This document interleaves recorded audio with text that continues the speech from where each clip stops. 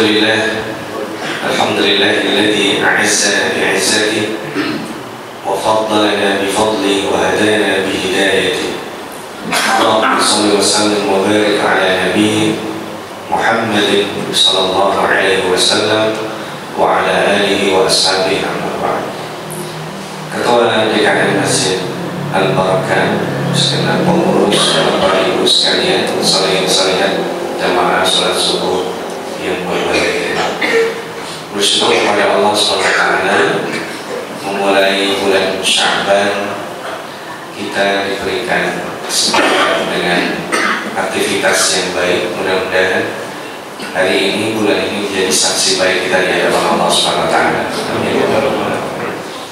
Dan ini tema juga kita, insyaallah kita akan membahas tentang pergantian waktu.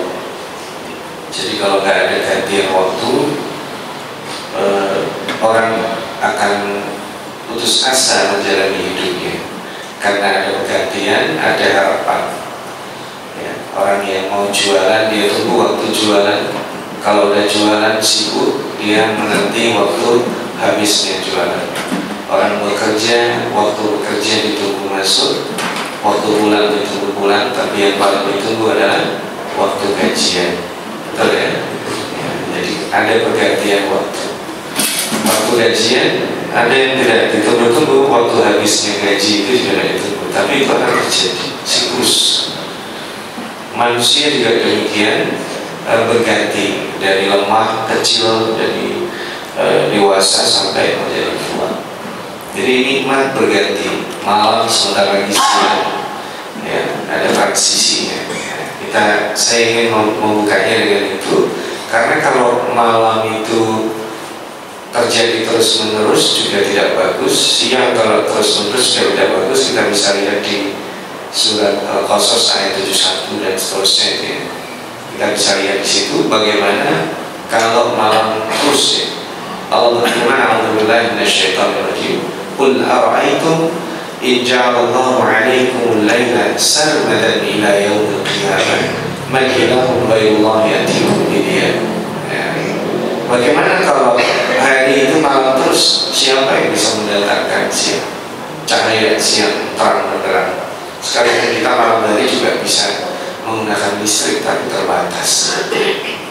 Atau sebaliknya, qul ara'aytum in ja'alallahu 'alaikum an-nahara sarmadan ila yaumil qiyamah. Hari kalau siang terus juga tidak nikmat. Nah, ini bisa terjadi kalau kita melakukan perjalanan ke utara atau ke selatan. Indonesia ini nikmat sekali, siang malamnya stabil. Saudara kita di utara, kadang siangnya lebih panjang, kadang malamnya lebih panjang. Itulah mengapa Allah jadikan sholat tidak berubah. Waktu sholat itu tidak berubah karena patokannya matahari. Tapi kalau waktu untuk berpuasa, menunaikan haji, berubah. Kadang pada saat panas, kadang saat dingin. Puasa kadang siangnya panjang, kadang siangnya dingin, tergantung waktu. Coba kalau puasa menggunakan matahari, nanti ada suatu tempat yang di situ siangnya panjang, selama-lamanya akan puasa segitu. Kan itu tidak sesuai dengan prinsip keadilan. Tapi karena menggunakan kalender bulan, maka berpuasa itu tergantung siklusnya. Ada kalanya berpuasa siangnya panjang, ada kalanya nanti suatu ketika siangnya pendek. Itulah disebut pergantian waktu. Nah, yang menarik kalau kita ambil teori waktu ini dari tidurnya Ashabul Kahfi atau ditidurkannya Ashabul Kahfi selama berapa tahun? Nah, kita baca ayatnya. A'udzubillahi minasyaitonir rajim, nanti dibuka di Al-Qur'an. Wa labithu fi kahfihim 300 sinina wazdadu 9. Ya, Ashabul Kahfi tidur di guanya berapa? 300 tahun plus 9. Mengapa Allah Subhanahu wa taala tidak secara strict mengatakan 300 tahun? 309 tahun. Kenapa kok redaksinya 300 tahun plus 9? Karena di sini mengindikasikan kalendernya 2. Kalau dihitung dengan kalender matahari, mereka itu dihitung dengan kalender bulan jumlahnya 309. Maka kalau bapak dan ibu ditanya orang, bapak ibu usianya berapa? Tanya balik, mau dihitung pakai kalender apa? Kalau kalender matahari 30 tahun, kalender bulan 31, karena siklusnya per 30 tahun. Saya lahir tanggal 16 Januari bertepatan 25 Muharram, itu terjadi per 30 tahun. Jadi kalau ditanya gitu Pak ya, pakai kalender apa? Nah, ini berarti waktu itu penting sekali. Kita bisa lihat juga di dalam Al-Quran itu, waktu yang paling banyak disebut adalah waktu apa? Malam. Waktu malam itu banyak sekali disebut. Tapi waktu yang paling banyak jenisnya disebut waktu pagi. Kalau malam itu paling banyak disebut 70 lebih lah. Mungkin kalau diteliti lebih dalam lagi, ini saya mengumpulkan satuannya aja, bukan beberapa hal ini saya kecualikan, karena kalau dihitung semua ya bakal banyak. Nah ini, tapi yang menarik, waktu pagi itu disebutnya jenisnya banyak. Jadi ada al-wudu, ada bukratan, nanti saya akan jelaskan. Waktu malam kenapa disebut? Karena waktu malam itu istimewa. Waktu turunnya Al-Quran itu malam. Waktu Allah Subhanahu wa Ta'ala turun ke bumi di dalam hadis qudsinya itu juga malam. Ya, waktu malam itu waktu lebih dianjurkan membaca Al-Quran di malam hari, melaksanakan sholat tahajud. Sholat tahajud itu tidak ada siang, adanya malam. Nah, yang menarik adalah waktu pagi itu variannya banyak. Ada al-isyraq, al-hudu, bukratan, al-ibkar, as-subuh, al-fajr, al-duha, dan sebagainya. Mengapa waktu pagi itu banyak variannya? Karena aktivitasnya beda-beda. Contoh al-hudu, al-hudu itu artinya waktu bergeliat. Bergeliatnya pasar ikan dengan pasar sayur dengan orang kantoran sama? Beda. Saya pernah, karena saya waktu sekolah di Mesir itu jualan ikan, tapi beli ikannya bukan di pasar. Saya beli ikannya di nelayan. Jadi nangkep dari nelayan itu jam 3 pagi sebelum subuh. Kadang 1 jam setengah, kadang 2 jam sebelum subuh itu dari tepi pantainya bersih tempatnya, dan dibayarkan kotor, ya bersih tempatnya. Jadi nelayan turun langsung dilelang di situ. Ikan segini 1 peti, oke saya ambil ya. Dapat, kita jual, dapat untung marginnya dari harga pasar. Kalau udah minggir ke pasar harganya udah beda lagi. Nah itu bergeliatnya di situ cuma setengah jam. Ya. Di pasar sayur juga begitu. Ya. Nanti orang kantoran dengan anak sekolah juga beda. Betul ya? Anak sekolah dulu, baru setelah itu orang kantoran. Bergeliat di pagi hari, atau bukratan atau al-ibkar, waktu bersegera di pagi hari itu tidak lama. Al-isyraq nanti kita akan lihat, waktu syuruk itu sekitar 10-an menit ya. As-subhu itu waktu bernafas dengan nafas baru di dalam surat Takwir ya, was-subhi idza tanaffasa. Itu seorang subuh itu seperti manusia bernafas, dikasih nafas baru kita. Mau masa lalu maksiat atau taat, sekarang nafasnya baru. Jangan kamu kotori, ini peluangnya sama. Mau orang jahat, orang maksiat, orang berprestasi, orang bertakwa. Kalau subuh itu bersih dia. Karena malaikatnya malaikat yang baru. Jadi malaikat itu shiftnya 2 kali, shift malam sama shift pagi. Ini malaikat sekarang shift pagi ini baru turun. Ibaratnya ganti shift. Jadi buka catatan itu, catatannya masih bersih. Shift malamnya udah ngerekap catatan amal kita. Nah yang menarik adalah dari sekian waktu pagi, waktu yang paling lama durasinya paling lama itu waktu apa? Waktu duha. Makanya ketika Allah bersumpah, wadduha itu digabungnya dengan apa? Wadduha wal-laili idza saja. Apa hubungannya waktu duha dengan waktu malam? Dan waktu malam yang disebut itu saja itu dalam bahasa Arab waktu tenang atau kondisi tenang setelah sebelumnya bergelombang dan ribut gitu ya. Ini menandakan bahwa waktu duha itu sebenarnya waktu produktif ya. Orang yang waktu produktifnya digunakan dengan baik, maka malamnya dia bisa tenang. Tapi kalau waktu produktifnya tidak digunakan dengan baik, malamnya gelisah dan seterusnya dan seterusnya ya. Nah, dari sekian waktu ini Allah sebutkan, nah ini dia tadi itu yang sempat dibacakan tadi baca wal asri. Nah ini pasti kita tahu ya. Apa artinya wal asri? Apa wal asri artinya? Demi waktu yang mana? Nah ada yang menerjemahkan asar betul, para mufassir ada yang, tapi jumhur ulama menerjemahkan al-asr di sini bukan waktu asar, tapi betul-betul demi waktu yang sangat-sangat efektif, karena al-asr di sini dalam bahasa Arab itu kata bentukannya salah satunya itu asirun. Asirun itu artinya juz 2. Jadi kalau disebut wal asri seolah-olah itu adalah juz waktu. Jus itu yang diminum apa ya? Saripati buah. Maka seolah-olah Allah itu bersumpah demi perasaan waktu. Manusia yang tahu perasaan waktunya adalah manusia yang selamat dari kerugian. Tapi kebanyakan manusia tidak tahu.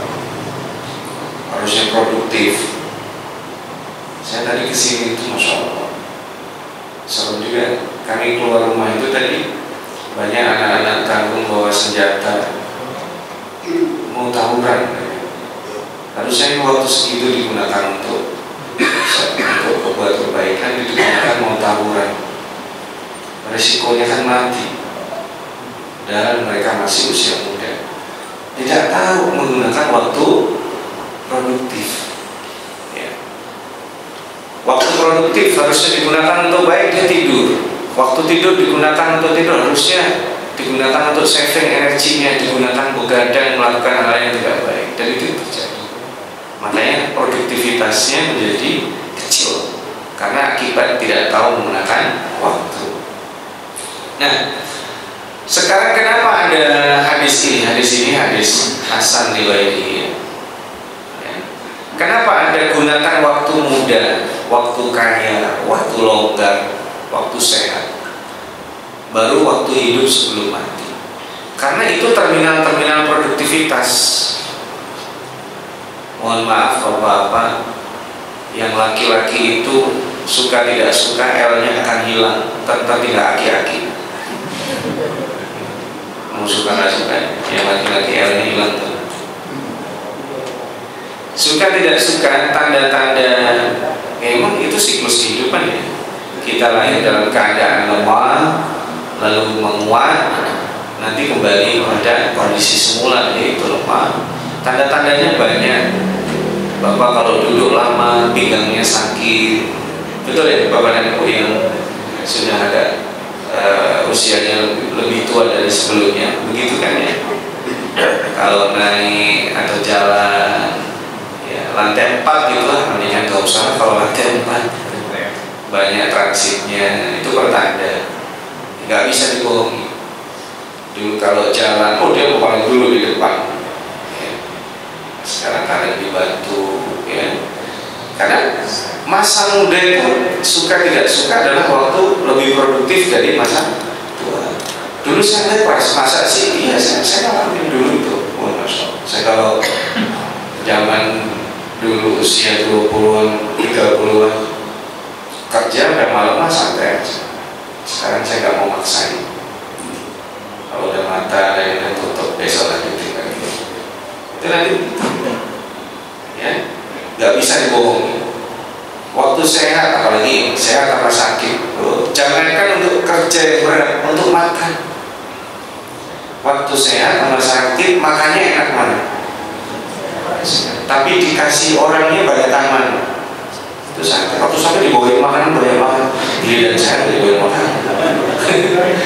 Gitu ya. Bener waktu sakit kok apa aja ada, mau buang, mau sakit ditanya mau apa, masya Allah. Giliran sakit ditawarin. Harusnya lagi sehat ya. harusnya ditawarin apaan aja itu lagi sehat. Kalau lagi sakit, jadi dibuatnya bahagia supaya cepat sembuh.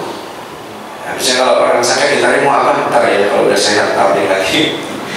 Karena kalau lagi sakit nafsu makan aja kurang, apalagi nafsu kerja lebih lagi. Tapi parahnya kadang lagi sakit ditengokin sambil bawa tanda tangan, karena dia gajian nih, bendahara atau kalau nggak ada tanda tangan dia kan karyawannya nggak ada gajian, sakit-sakit itu tetap tanda tangan aja gitu. Itu lagi sehat sih. Waktu kaya, masya Allah, siklus kehidupan orang kaya nggak boleh sombong. Coba bayangkan itu simbol selebritas Amerika itu Las Vegas itu kompleks Palisade itu ya hilang seketika. Berapa itu klaim asuransinya itu bangkrut sekarang. Luar biasa. Itu rumah mewah.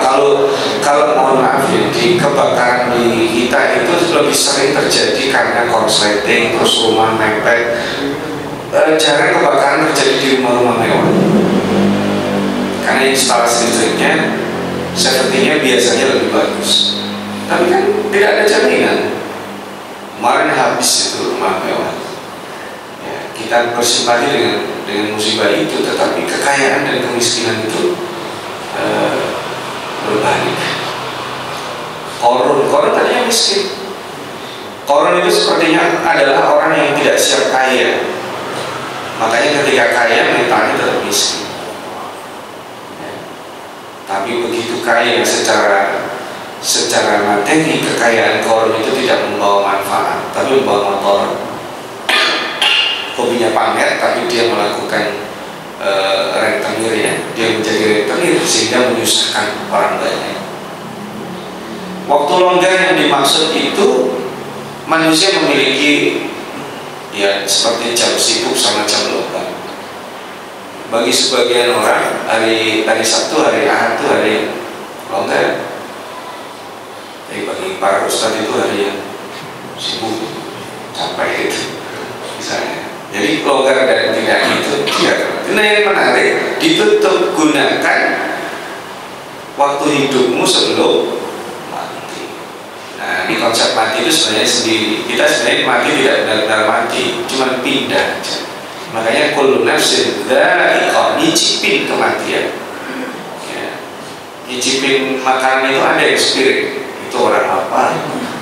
Nyicipin masa sendok spiring itu orang apa? Dari disebut dha'iqah gitu. Karena manusia itu begitu mati itu dia langsung pindah ke DRT dia kalau bahasa kita. Nah begitu ini langsung dia pindah ke alam lain dan tidak bisa berkomunikasi karena disebut barzakh. Barzakh itu pembatas. Cuman orang yang ada di sana mungkin bisa jadi tahu di alam kita, tapi tidak sebaliknya. Buktinya ketika ziarah kubur, Rasulullah SAW itu mengucapkan salam kan? Assalamualaikum ya. Kira-kira ahlul kuburnya jawab kan? Jawab. Cuman kita nggak dengar loh, nggak jadi ziarah gitu. Berarti sebenarnya ada alam lain tapi ada pembatas. Nah ini kita kembali ke sini. Berarti waktu itu relatif, betul. Kita lihat nih, waktu relatif ini saya lihat tadi ya, Ashabul Kahfi 300 tahun sudah saya jelaskan. Terus penciptaan langit dan bumi itu disebutnya 6 hari, 6 masa yang nanti kita bahas lain waktu ya. Nah ini dia. Di dalam Al-Quran itu 1 hari itu kadang disebut sama dengan 1000, kadang disebut sama dengan 550.000 tahun.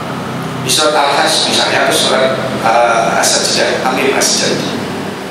Inna yawman 'inda rabbika ka'alfi sanatin mimma ta'udun. 1 hari itu sama dengan 1000 tahun.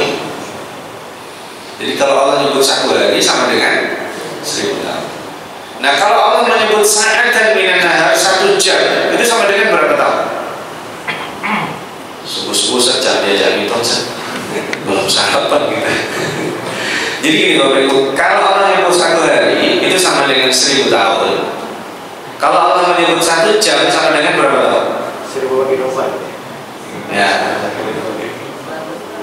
Berapa? 1024 berapa?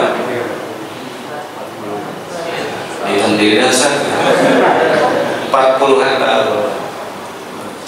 Jadi waktu hidup di dunia itu paling nikmat usianya kepada Nabi Muhammad itu 40 tahun. Bahasanya usia itu cukup sebentar. Menikmati hidup itu apaan aja pengen bisa. Kalau usia-usia 20-30 tahun itu keinginannya banyak tapi belum mampu. Begitu mampu, kolesterol, asam urat, darah tinggi. Jadi kalau kondangan dia dietik aja dari ujung-ujung ngambil air putih doang. Orang begitu. Jadi ketika masa-masa dia muda, keinginannya banyak tapi belum mampu secara materi dan lain sebagainya. Begitu punya kemampuan, keterbatasan fisiknya juga turun.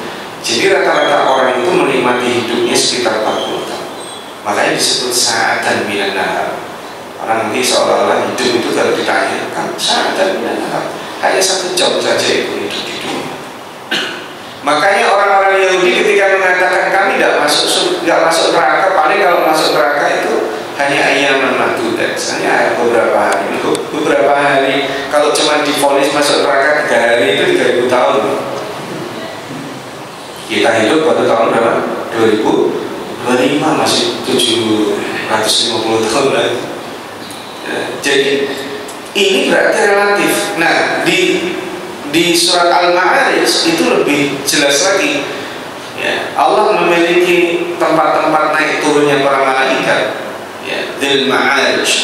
Ta'rujul malaikatu war-ruhu ilaihi fi yaumin kana miqdaruhu 50 alf sana. Jadi malaikat itu naik turun dari sana ke sini, termasuk malaikat yang nyatet amal kita yang shiftnya 2 kali turun dari Mi'raj sampai ke bumi, dari bumi masuk ke sana waktunya 1 hari.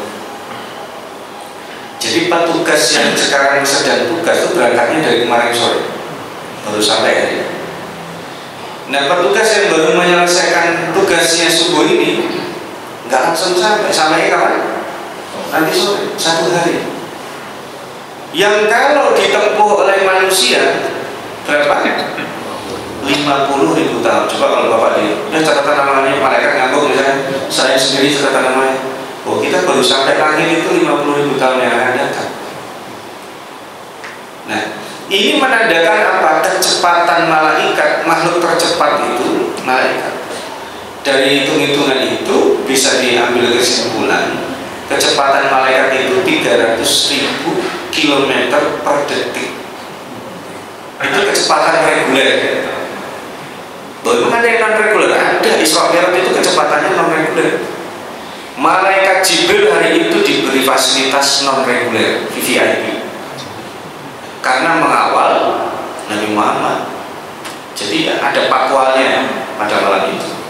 Ya kalau kecepatan biasanya kan 1 hari, tapi karena patwal dibuka lebih cepat, nggak pakai antre. Karena berangkatnya malam itu ke Mi'raj, bukan hanya ke Mi'raj, ke Sidratil Muntaha, lebih tinggi lagi. Muntaha namanya Muntaha. Pohon udah terakhir, udah nggak ada lagi kehidupan. Masjid paling tinggi itu di dunia ini ada di langit ke-7, disebut Al-Baitul Ma'mur. Di sini banyak ya Baitul Ma'mur, cuma bukan di sini, yang di langit ke-7.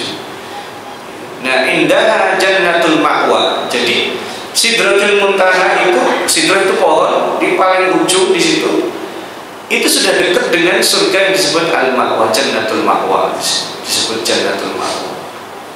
Masya Allah, ini Nabi sudah sampai sana.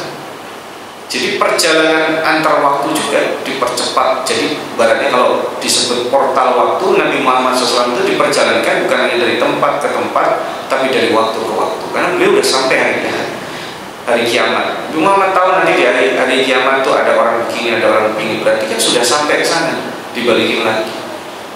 Jadi waktu itu relatif sebenarnya. Dan dari situ para ulama sebagian ada yang menyimpulkan perjalanan waktu itu ke depan mungkin. Ashabul Kahfi contohnya, dia diperjalankan sampai 300 tahun. Dan itu tidak mudah. Orang yang hidup 300 tahun yang lalu sekarang hidup di hari ini tidak mudah. Coba Bapak dan Ibu bayangkan Ashabul Kahfi yang pertama dilakukan apa? Begitu banget. Apa yang dilakukan? beli makanan, pasti lapar kan orang bangun tidur kan. Nah kalau dia beli makanan dia pakai apa? Pakai uang. Bayangkan uang 300 tahun yang lalu sekarang laku nggak? Itu maksudnya perlunya membayangkan kisah surga. Jadi orang yang diperjalankan ke depan itu juga perlu orang yang hebat dan kuat. Makanya yang diperjalankan ke depan itu tidak banyak orang. Ashabul Kahfi di antara Nabi Uzair misalnya dalam surat Al-Baqarah ya. Dan termasuk Nabi Muhammad SAW itu orang paling keren karena diperjalankannya sampai mentok sampai hari kiamat. Karena Nabi Muhammad dikasih lihat tuh nanti di hari kiamat ada Nabi yang umatnya itu tidak ada. Nabinya lebih banyak daripada umatnya. Siapa mereka? Nabi yang diutus kepada Ashabul Qaryah. Nabi yang ketiga, tapi gak ada yang beriman, dibunuh dari nabinya itu. Ada nabi umatnya cuma 10, ada nabi umatnya cuma 100, ada yang uangnya dan paling banyak di situ. Nabi Muhammad SAW melihat itu siapa? Itu adalah Bani Israel, umatnya Musa bin Imran. Banyak sekali. Nabi Muhammad dikasih tahu, umatku mana? Kamu jalan lagi. Umatnya banyak sekali. Lalu Nabi Muhammad melihat di depan itu bercahaya, jauh di depan bercahaya. Begitu dilihat bercahaya itu ditanya, siapa mereka? Mereka adalah umatmu yang masuk surganya tanpa hisab. Itu ketika bercerita seperti itu, ada namanya sahabat Uqasyah bin Mihsan mengangkat tangan, ya Rasulullah, doakan saya termasuk yang itu. Lalu dia mengangkat tangan Rasulullah, ya Allah jadikanlah Uqasyah termasuk orang itu yang masuk surga tanpa hisab. Lalu kemudian yang lain ikutan saya juga dong. Rasulullah tersenyum. Bahasa kitanya gratisan satu aja, yang lain bayar. Jadi ada 70.000 umat Nabi Muhammad yang masuk surga tanpa hisab. Itu kan namanya perjalanan antar waktu. Dan Nabi Muhammad sampai ke bumi lagi belum subuh. Padahal nanti waktu regulernya apa? Kalau berangkatnya malam sampainya subuh, berangkat subuh sampainya. Ini sudah pulang balik, dan itu bukan sampai Mi'raj, sampai Sidratil Muntaha, sampai ke tempat yang tidak kita ketahui untuk menerima perintah waktu sholat, pelaksanaan sholat ya. Nah itu waktu relatif. Nah ini juga kita lihat, saya tanya, nah pengantin baru dengan orang yang baru ditangkap KPK itu satu malam ini sama nggak rasanya? Cepetan mana itu? Pengantin baru, sudah suka aja bang. Cuma orang yang baru ditangkap sama KPK mau semalam udah ngurus ya. Nah di bumi ini satu hari itu hitungannya dari matahari terbit ke matahari terbit lagi kan, 24 jam kan. Itu kalau di bulan itu 3 kali lipatnya di bumi. Jadi kerja sehari di bulan itu sama dengan kerja 3 hari di bumi. Makanya sebenarnya kalau ada orang merasa kerjanya terlalu banyak, pindah planet aja. Karena kalau kita lihat nih, saya lihat ibu kelihatan ya, kecil ya.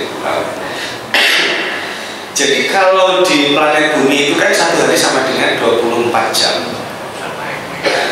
Itu kalau tinggal di Venus, satu harinya itu sama dengan 245 hari. Jadi matahari terbit ke matahari terbit lagi itu 245 hari. Itu sehari kerja, sehari libur cukup bisa itu. Karena siklusnya. Jadi ternyata satu hari itu, penyebutan satu hari itu juga relatif. Maka sebenarnya waktu itu bukan hitung-hitungan. Makanya jangan bangga kalau misalnya saya hidup 80 tahun, itu cuma angka. 80 tahun kalau isinya maksiat kalah sama yang 20 tahun yang isinya kontribusi. Imam Nawawi usianya boleh cuma 46 tahun ya. 46 tahun. Cuma beda setahun sama saya. Cuma beliau itu karyanya Masya Allah, karya beliau itu selalu bestseller di mana? Di antara karya beliau yang bestseller itu Riyadhus Shalihin, milihin hadis ya, itu luar biasa beliau pilih hadis-hadis khusus itu. Dimanapun saya pergi ke berbagai belahan bumi ini, Riyadhus Shalihin itu selalu ada. Saya nggak tahu kalau di sini nggak ada, tapi umumnya ada. Mau pergi Selatan, ya, di Australia ada, Riyadhus Shalihin, di Cina juga ada terjemahan bahasa Cina, di Korea ada, di Jepang ada, di Amerika, di Inggris, di Prancis, di Afrika ada semua. Cuman karena beliau tidak punya keluarga, itu royaltinya tidak ada. Akhirnya keuntungannya diambil oleh yang terdidik. Itu hikmahnya juga sih. Kalau ada royaltinya kebingungan, nanti itu keluarganya kaya banget itu. Nah, Imam Nawawi itu tidak menikah. Nah, yang ini nggak perlu dicontoh ya. Karena beliau ketika ditanya, kenapa Anda tidak menikah Imam Nawawi? Muridnya bertanya, beliau menjawab, nasi itu saya lupa katanya.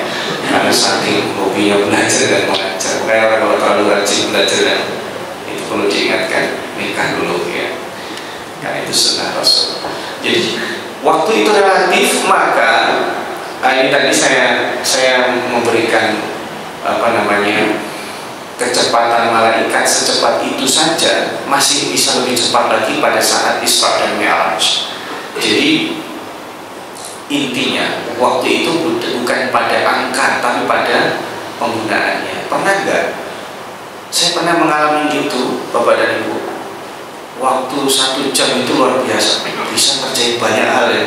Buat materi yang biasanya mikir lama cepat sekali, habis itu bisa ngerjakan ini, bisa ngerjakan ini, bisa ngerjakan ini. Saya tahu cuma 1 jam. Kadang ada orang mengerjakan itu berhari-hari nggak selesai. Keberkahan waktu dengan ya. Kadang ada orang dikasih hidup cuma sedikit tapi kualitasnya luar biasa. Ya, ini ada orang yang, makanya ada hadis ya, yang paling baik itu orang yang panjang umurnya wa hasuna amaluhu, ya, man tala umruhu wa hasuna amaluhu, orang yang panjang umurnya dan luar biasa kontribusinya untuk masyarakat. Nah, satu-satunya manusia di bumi ini yang bisa menahan matahari itu adalah Yusha bin Nun. Itu Nabi setelah Nabi Musa AS. Jadi ceritanya Yusha bin Nun ini melaksanakan wasiat Nabi Musa untuk memasuki Palestina karena Bani Israel takut, gak berani. Nah, Yusha bin Nabi Musa ini mengutus 12 pimpinan kabilah, klan-klannya gitu ya, untuk survei. Dari 12 pimpinan itu begitu menghadap lagi, 10-nya pesimis, jangan masuk, berat kita kalau masuk kalah. Yang mereka orang hebat-hebat gitu. Cuma 2 yang mengatakan kita masuk-masuk aja karena ini perintah Allah.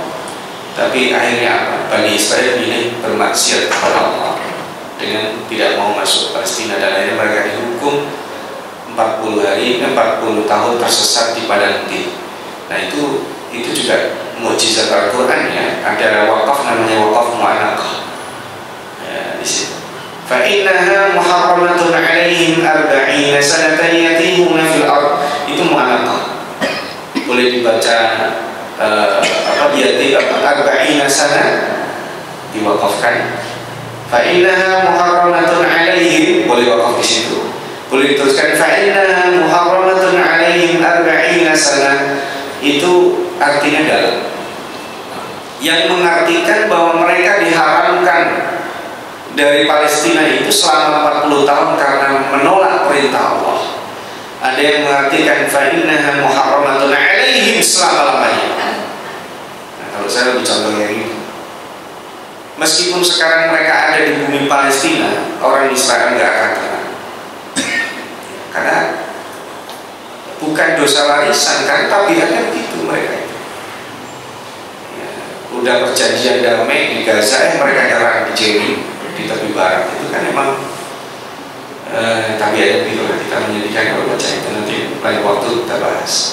Nah, Yusha bin Nun ceritanya ketika sedang berperang melawan kaum Jabbarin itu di hari Jumat sudah mau tenggelam matahari, karena hari itu bagi orang Bani Israel dan orang Islam kita itu dimulainya dari tenggelamnya matahari, bukan dari terbitnya fajar. Itu hitungan hari ya. Jadi tanggal 1 Sya'ban itu dari terbitnya, bukan terbitnya, tenggelamnya matahari. Hitungan kita puasa atau itu kan menggunakan itu. Makanya ru'yah itu melihat bulan. Hari itu dihitungnya berdasarkan bulan sebenarnya. Dan itu yang buat complicated kita.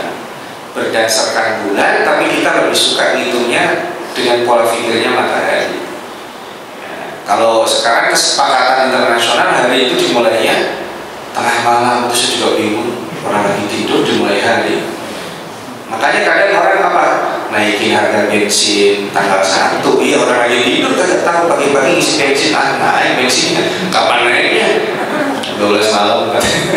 Di tengah malam dia naikin listrik. Di tengah malam itu pasti. Karena kalendernya kalender internasional. Ya nggak usah marah. Tengah malam dia pasti naikinnya. Dan ini berdoa ya Allah, kalau sampai ini matahari tenggelam, perang belum selesai, kan ada hari Sabat. Hari Sabat itu tidak boleh beraktivitas beribadah, maka ditahan. Matahari, kamu itu makhluk Allah. Ya, kalau kamu membantu kami, ya kurang lebih redaksinya panjang, itu silakan nanti bisa disering apa namanya, Pak Jayadi nanti silakan dibagi ke rumah. Jadi ini waktu itu juga relatif. Hanya orang ini saja yang bisa menahan matahari dengan izin Allah. Kalau sekarang seandainya matahari dengan izin Allah yang harusnya di sana sudah terbit, dia tertahan di Beijing, di sini kan kasihan dosa-dosa itu matahari. Itu hanya terjadi sekali di sini. Makanya itu yang disebut dengan relatif. Oke, saya akan akhiri dengan ini. Karena udah waktu mau terbit ya. Nanti lain waktu. Nah, saya akan akhiri dengan ini. Itulah kenapa ada firman Allah, Lailatul Qadri khairun min alfi syahr. Artinya apa? Lailatul Qadar itu lebih baik dari pertanyaannya. Kenapa kok nggak bisa? Katakan Lailatul Qadar lebih baik dari 1000 hari. Harusnya kan kalau malam bandingannya malam gitu. Lebih baik dari 1000 malam maksud saya. Syahrul Ramadan khairun min alfi syahr, harusnya begitu. Ini kenapa Lailatul Qadri khairun min, bukan alfi lailah tapi alfi syahr. Itu ada makna yang dalam sekali. Malam itu satuan, syahr itu adalah komunal atau kumpulan. Kenapa malam ini itu nilainya lebih baik dari 1000 bulan, bukan 1000 malam? Karena bersentuhan dengan Quran. Yang bersentuhan dengan Quran itu menjadi nilai kebaikannya melebihi 1000, dan itu 1000 itu bukan angka eksak. 1001 itu lebih baik dari 1000, 2000 juga lebih baik dari 1000, 100.000 juga lebih baik dari 1000, 1 juta. Nah, malam Lailatul Qadar itu berapa? Allah yang ngasih tahu. Allah yang maha tahu. Jadi kita nggak bisa klaim. Ya Allah, saya mau klaim voucher Lailatul Qadar. Ya Allah, saya dapat 3 seumur hidup saya dengan voucher misalnya. Nilainya berapa? Nggak begitu cara ngitungnya. Karena ini kualitas yang sifatnya luar biasa, bersentuhan dengan Quran. Maka orang yang bersentuhan dengan Quran, dia akan lebih baik bukan dari 1000 orang, tapi dari 1000 komunitas. 2 menit terakhir saya akan gunakan untuk menceritakan salah satu orang yang seperti ini. Ya kan, ada Ibnu Mas'ud, ada Ibnu Abbas. Mereka orang-orang muda, tapi muridnya itu adalah sahabat-sahabat yang sudah kaliber seperti Abu Bakar, orang-orang yang sudah tua seperti Umar. Itu bergurunya sama Ibnu Abbas, Ibnu Mas'ud yang masih muda. Karena bersentuhan dengan Quran itu mereka luar biasa dilihat kualitasnya. Nah, salah satu sahabat yang punya kualitas itu namanya Ka'ab bin Amr. Suatu hari Khalid bin Walid meminta 6.000 pasukan ketika hendak menaklukkan Baitul Maqdis ya, di Syam gitu ya. Mereka terdesak dari tentara Romawi, minta kepada Khalifah Abu Bakar mohon dikirimkan 6.000 pasukan. Lalu sama Khalifah Abu Bakar dikirimlah seorang sahabat namanya Ka'ab bin Amr saja. Jadi mintanya 1000 dikasih berapa? 1. Begitu sampai, Khalid bin Walid mengatakan, sahabat Pak, Anda datang sama siapa? Enggak, siapa-siapa, satu aja. Nah, saya minta 6.000, kenapa Anda sendirian? Ya nggak tahu, saya menjalankan perintah, kayak gitu ya. Ditulis lagi, wahai Khalifatul Rasul, saya dijawab oleh Abu Bakar As-Siddiq, yang saya kirim itu bukan hanya sama dengan 6.000, lebih baik dari 6.000 orang yang Anda butuhkan. Dan itu terbukti. Diplomasilah dengan tentara Romawi ini Khalid, dan ini diplomat, negosiator dan pakar perang ini Ka'ab bin Amr ini, padahal tampilannya biasa. Kok ini jarang pakai alas kaki, kemana-mana bahasa kita mohon maaf nyengker. Ditanya kenapa? Lagi uji ilmu? Enggak, karena di tanah ini ada makam orang yang paling saya hormati. Jadi beliau nggak mau pakai sendal karena ada jasad Rasulullah di bawah di situ. Tapi tidak boleh ditiru ya, kalau ke Madinah nggak pakai alas kaki melocok kita. Ini kalau orang hebat saja. Sekarang kita mulai. Nah, ketika negosiasi dengan tentara Romawi, dikatakan orang Romawi mengatakan, kamu datang kemari kan karena pengen makan kan? Udah pulang aja. Kamu pajak, kamu ambil dari rakyat kamu, nanti kamu setoran ke kami, nanti 10%, 15% saya kasih kamu. Jadi itu menghinakan umat Islam. Dijawab sama Khalid bin Walid dengan masukan Ka'ab bin Amr, katakan kepada beliau, mereka katakan negosiator, kami datang ke sini bukan karena cari makan atau cari uang. Kami datang ke sini karena mendengar darah orang-orang Romawi itu manis, katanya. Itu kan ngomong gitu. Tapi perkataan itu membuat geger orang Romawi. Mereka kan memang minumnya darah, katanya. Kaget mereka, karena ini namanya disebut cyber perang psikologi. Nah, begitu sampai di sana, sampai di hari peperangan, terjadilah yang yang kita di luar dugaan kita. Orang-orang Romawi itu takut, kenapa? Karena Ka'ab bin Amr itu berpesan, wahai pasukan muslim, kita itu disunahkan untuk bersiwak, ya, lakukan siwak sebelum sholat dan termasuk sebelum berperang. Jadi beliau membawa siwak, tidak semua tapi rata-rata membawa siwak, jadi beliau bersiwak sebelum perang. Nah, pada saat bersiwak itu orang Romawi melihat, kalau bahasa kita di apa? Mereka sedang mengasah giginya. Jadi hanya gara-gara melaksanakan sunnah Rasul itu, orang-orang takut, dan mindset mereka itu menjadi kita akan diminum darah kita sama orang-orang Arab. Akhirnya mereka secara mental drop dan singkat cerita kalah. Jadi butuh 6.000 dikasih satu orang, dari satu orang ini adalah ahlul Quran, menjadi luar biasa. Waktu saya sudah habis, saudara ibu, saya ingin menekankan waktu kita akan habis juga.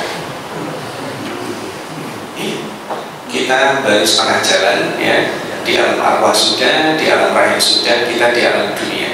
Suka nggak suka, kita akan pindah ke alam barzah. Suka nggak suka, dunia akan hancur, alam fana, dan kita akan bertemu di hari akhirat. Seperti apa hari akhirat? To be continued oleh Wallahu a'lam. Assalamualaikum warahmatullahi wabarakatuh. Wassalamualaikum